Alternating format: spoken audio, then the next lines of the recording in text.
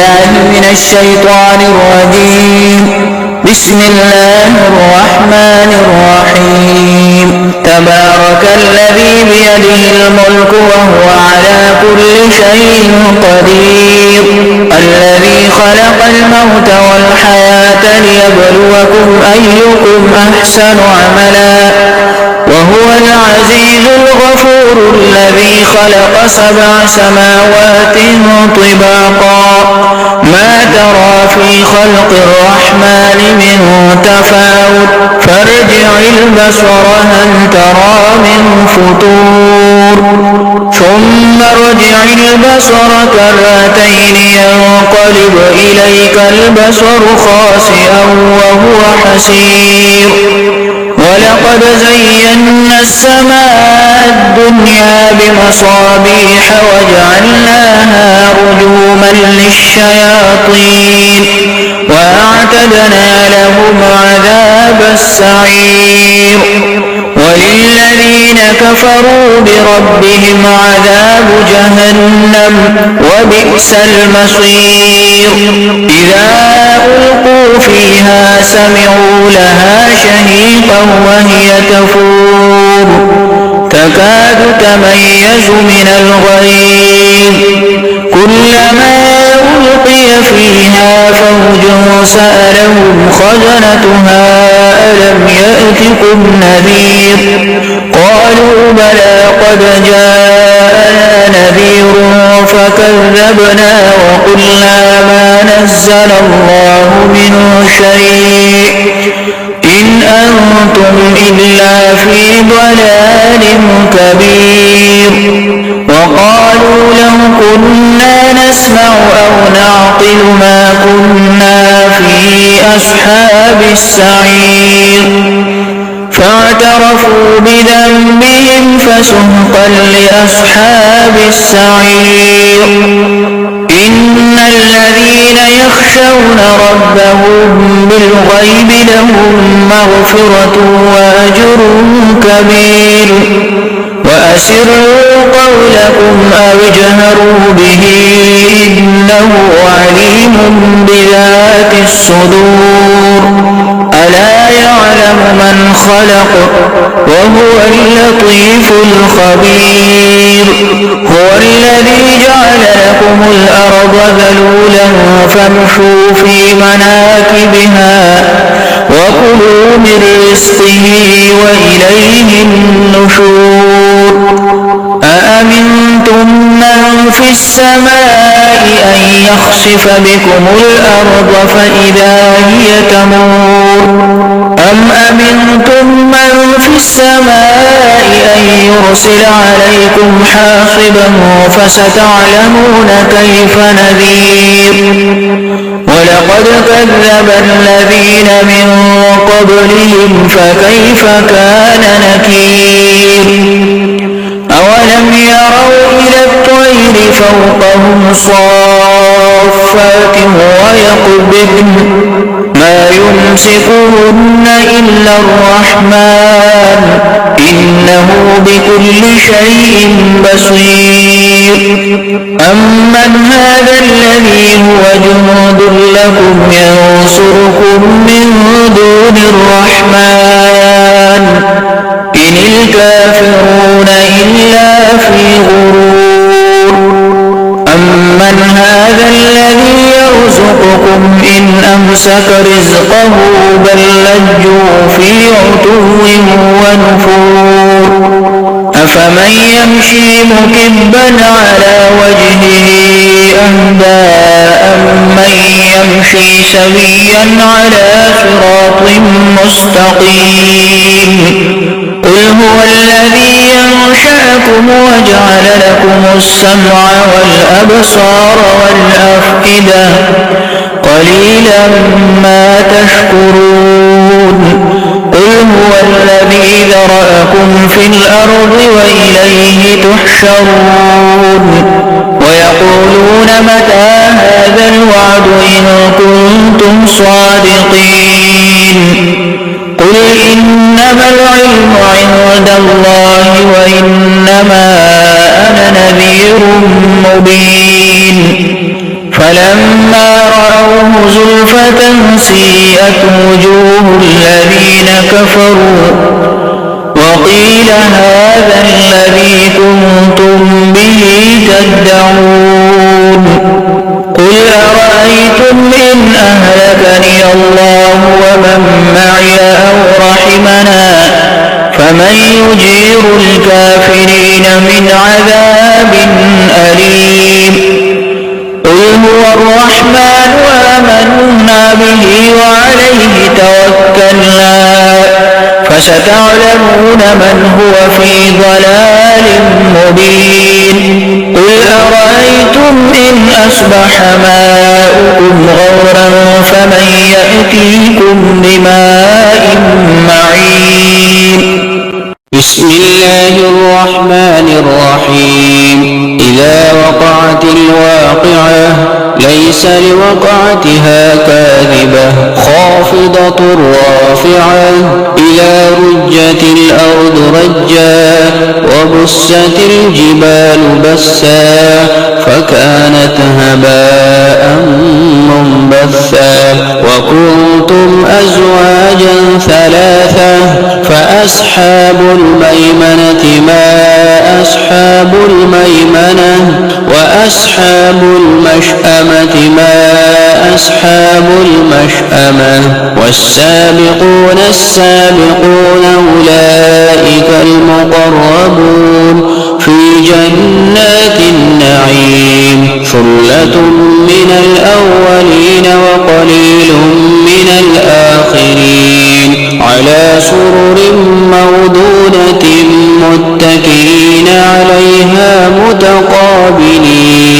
يطوف عليهم ولدان مخلدون بأكواب وأباريق وكأس من معين لا يصدعون عنها ولا ينزفون وفاكهة مما يتخيرون ولحم طير مما يشتهون وحور عين كأمثال اللؤلؤ المكنون جزاء بما كانوا يعملون لا يسمعون فيها لغوا ولا تأثيما إلا قيلا سلاما سلاما وأصحاب اليمين ما أصحاب اليمين في سدر مخضود وطلح ممدود وظل ممدود وماء مسكوب وفاكهة كثيرة لا مقطوعة ولا ممنوعة وفرش مرفوعة إنا أنشأناهن إنشاء فجعلناهن أبكارا عربا أترابا لأصحاب اليمين ثلة من الأولين وثلة من الآخرين وأصحاب الشمال ما أصحاب الشمال في سموم وحميم وظل من يحموم لا بارد ولا كريم إنهم كانوا قبل ذلك مترفين وكانوا يصرون على الحنث العظيم وكانوا يقولون أإذا متنا وكنا ترابا وعظاما أإنا لمبعوثون أو آباؤنا الأولون قل إن الأولين والآخرين لمجموعون إلى ميقات يوم معلوم ثم إنكم أيها الضالون المكذبون لآكلون من شجر من زقوم فمالئون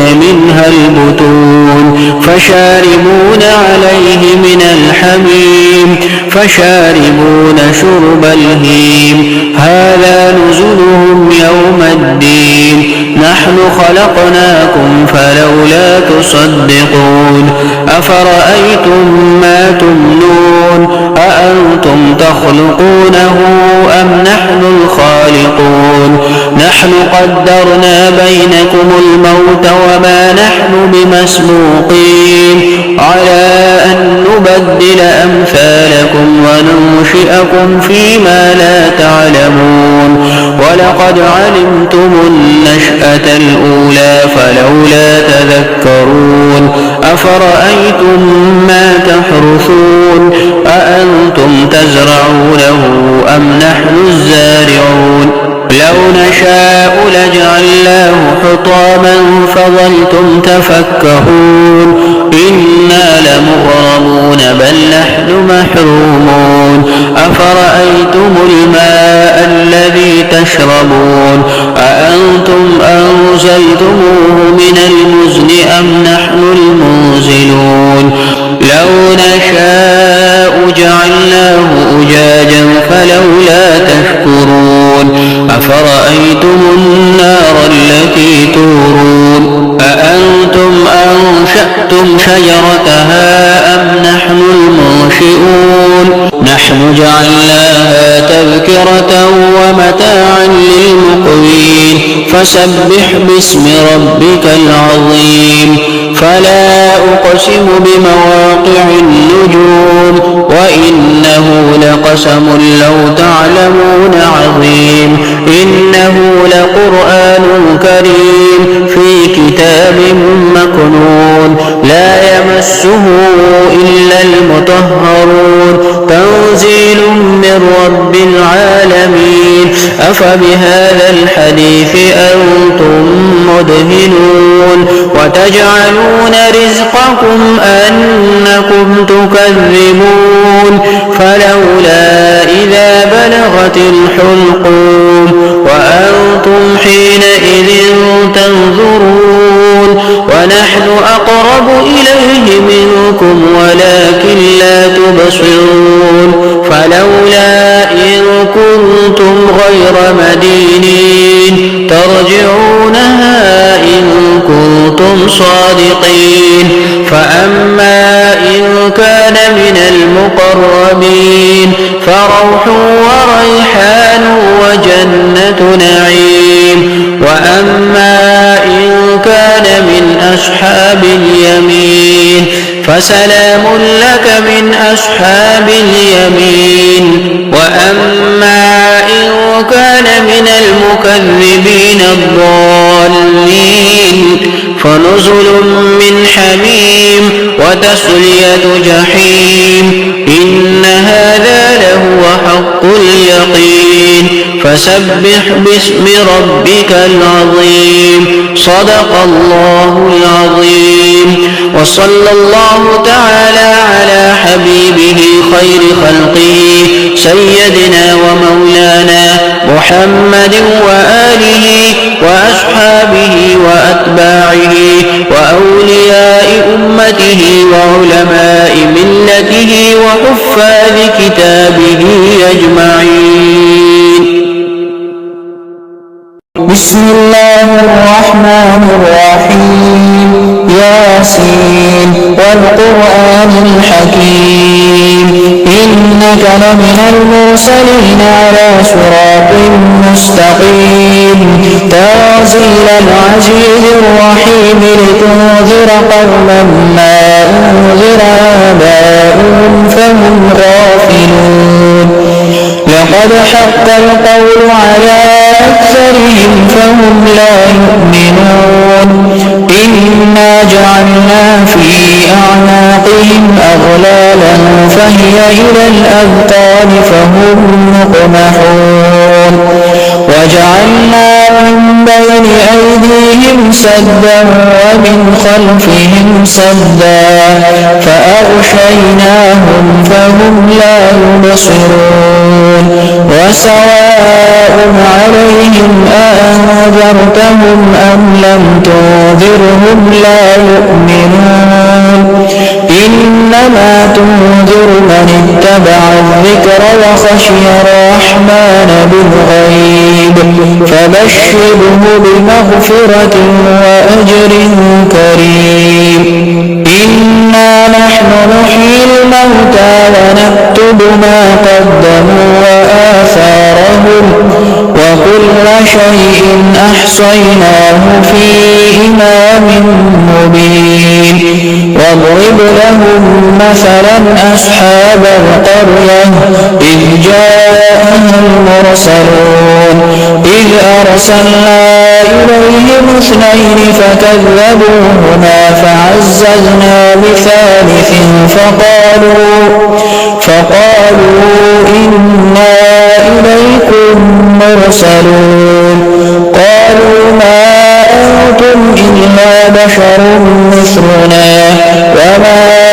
أنزل الرحمن من شيء إن أنتم إلا تكذبون. قالوا ربنا يعلم إنا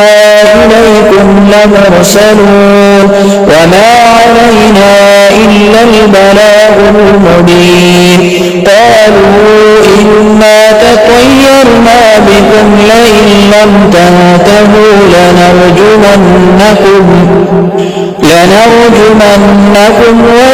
وليمسنكم منا عذاب أليم. قالوا طائركم معكم أئن ذكرتم بل أنتم قوم مسرفون. وجاء من أقصى المدينة رجل يسعى قال يا قوم اتبعوا المرسلين اتبعوا من لا يسألكم أجرا وهم مهتدون. وما لي لا أعبد الذي فطرني وإليه ترجعون. أأتخذ من دونه آلهة إن يردني الرحمن بضر لا تغن عني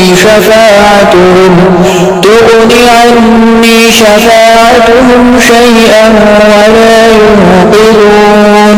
إني إذا لفي ضلال مبين. إني آمنت بربكم فاسمعون. قيل ادخلوا الجنة قال يا ليت قومي يعلمون بما غفر لي ربي وجعلني من المكرمين. وما أنزلنا على قومه من بعده من جند من السماء وما كنا منزلين. إن كانت إلا صيحة واحدة فإذا هم خامدون. يا حسرة على العباد ما يأتيهم من رسول إلا كانوا به يستهزئون. ألم يروا كم أهلكنا قبلهم من القرون أنهم إليهم لا يرجعون. وإن كل لما جميع لدينا محضرون. وآية لهم الأرض الميتة أحييناها وأخرجنا منها حبا فمنه يأكلون. وجعلنا فيها جنات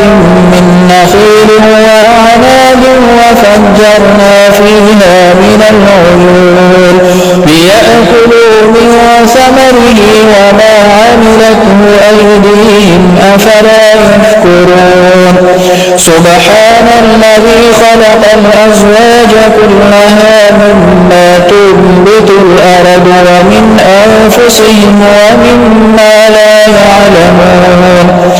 وآية لهم الليل نسلخ منه النهار فإذا هم مظلمون. والشمس تجري لمستقر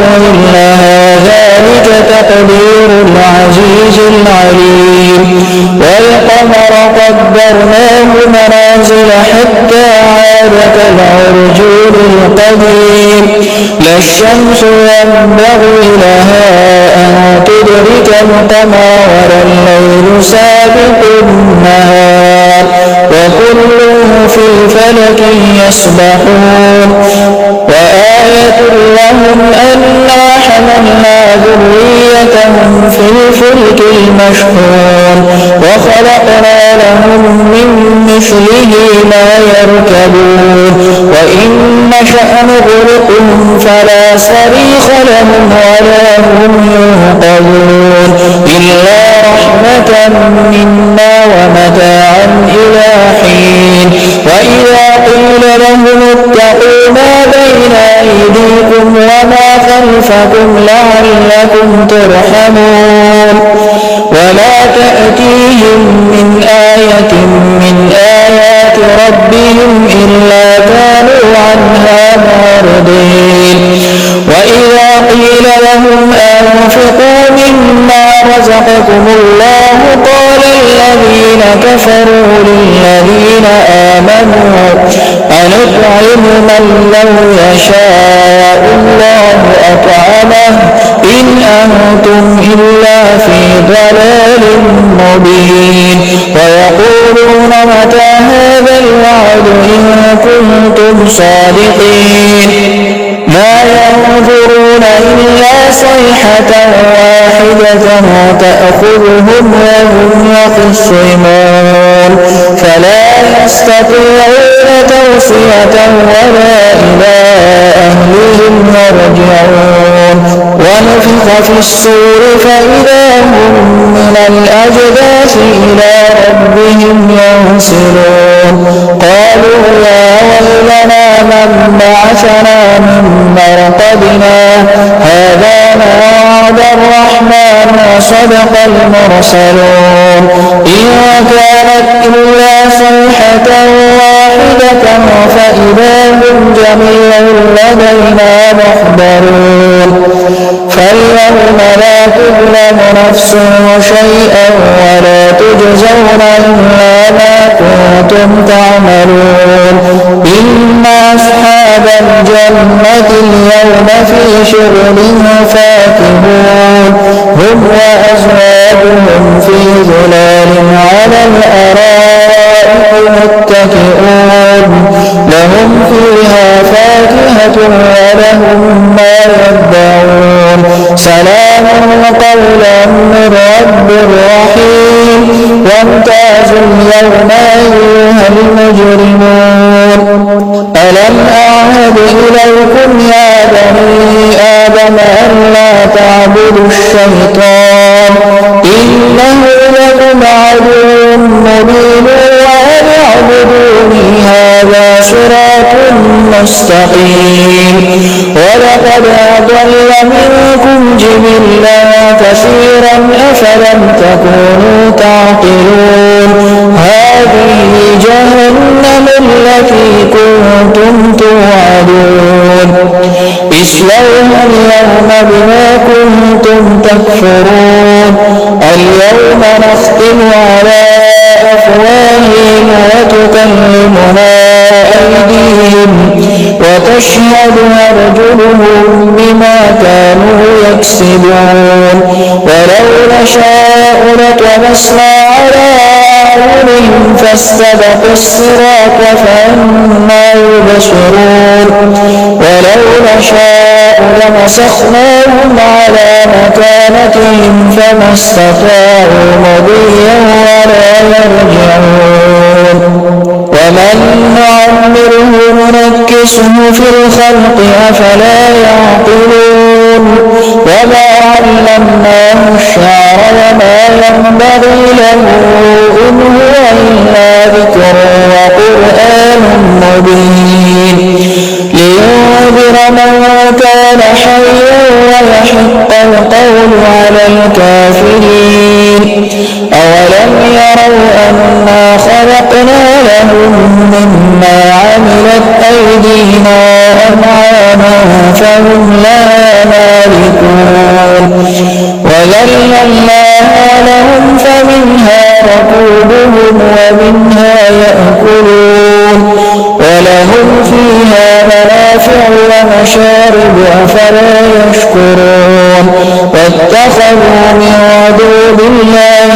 آلهة لعلهم ينصرون لا يستطيعون نصرهم وهم لهم جند محضرون فلا يحزنك قولهم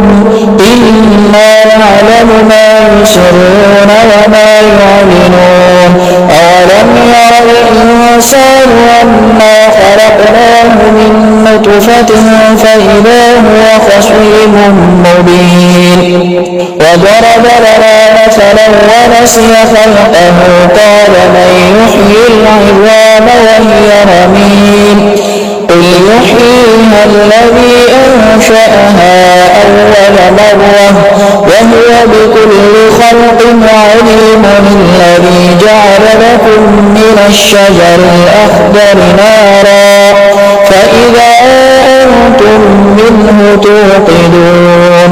أوليس الذي خلق السماوات والأرض بقادر على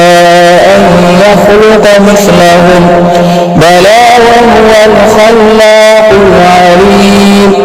إنما أمره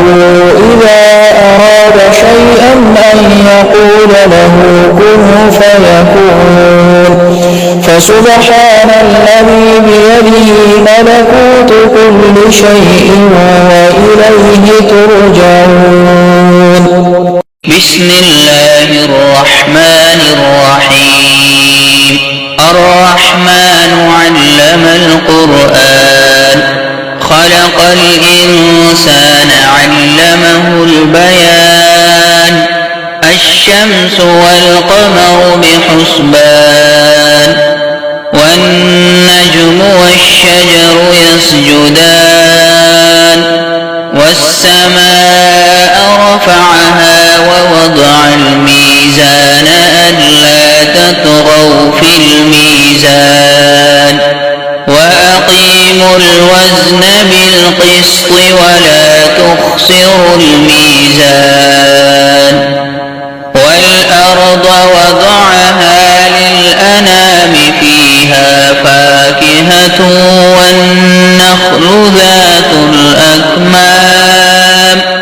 والحب ذو العصف والريحان فبأي آلاء ربكما تكذبان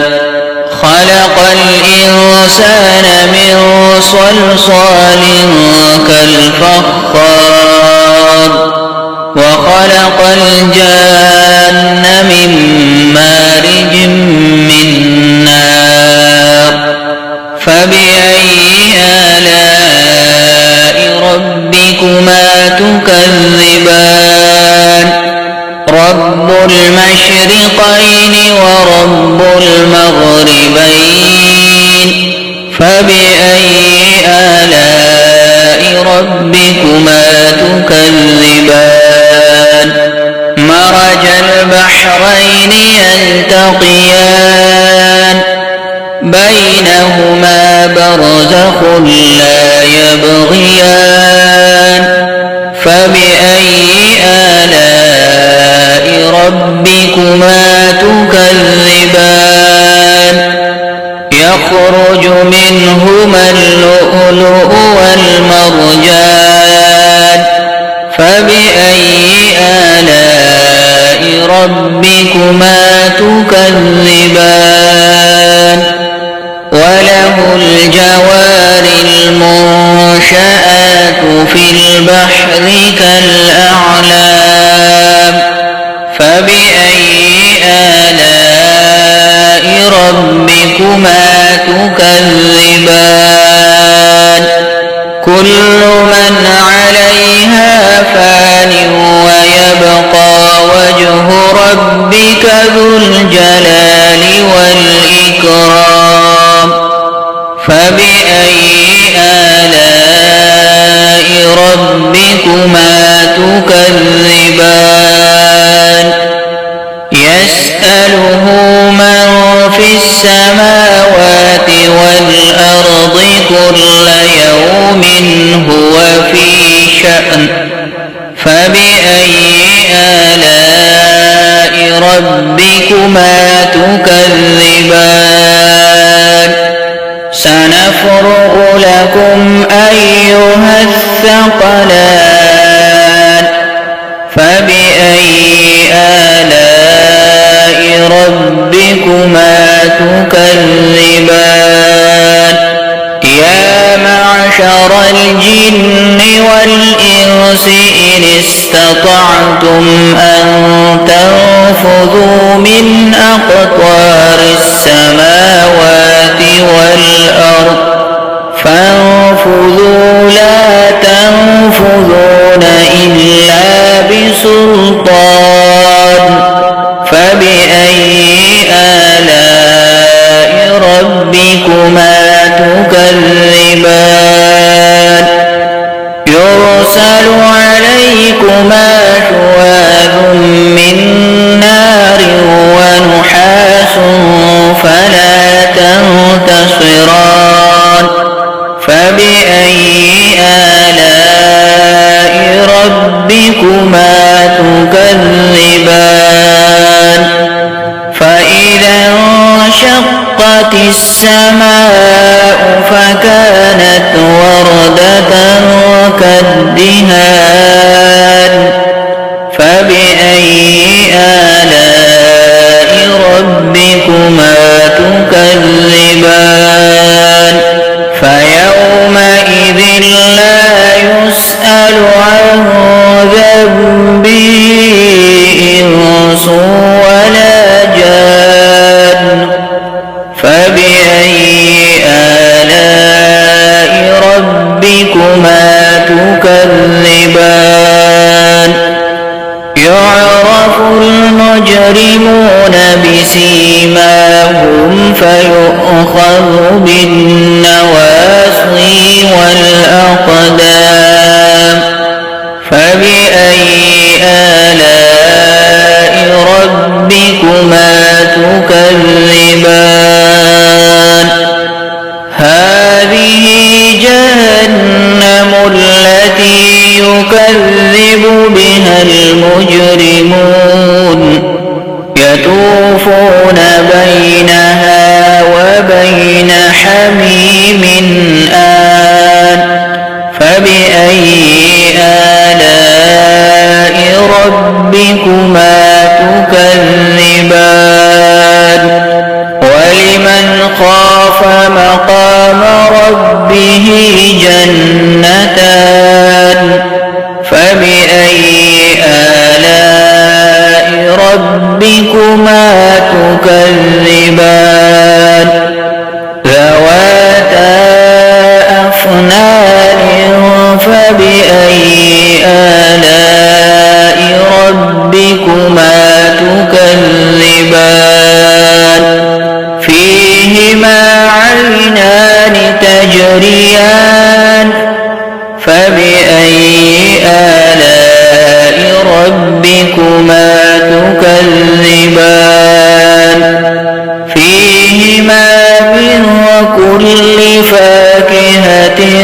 زوجان فبأي آلاء ربكما تكذبان متكئين على فرش بطائنها من استبرق وجنى الجنتين دان فبأي آلاء ربكما تكذبان فيهن قاصرات الطرف لم يطمثهن إنس قبلهم ولا جان فبأي آلاء ربكما تكذبان كأنهن الياقوت والمرجان فبأي آلاء ربكما تكذبان هل جزاء الإحسان إلا الإحسان فبأي آلاء ربكما تكذبان ومن دونهما جنتان فبأي آلاء ربكما تكذبان مدهامتان فبأي آلاء ربكما تكذبان فيهما عينان نضاختان فبأي آلاء ربكما تكذبان فيهما فاكهة ونخل ورمان فبأي آلاء ربكما تكذبان فيهن خيرات حسان فبأي آلاء ربكما تكذبان حور مقصورات في الخيام فبأي آلاء ربكما تكذبان لم يطمثهن إنس قبلهم ولا جان فبأي آلاء ربكما تكذبان متكئين على رفرف خضر وعبقري حسان فبأي آلاء ربكما تكذبان تبارك اسم ربك ذي الجلال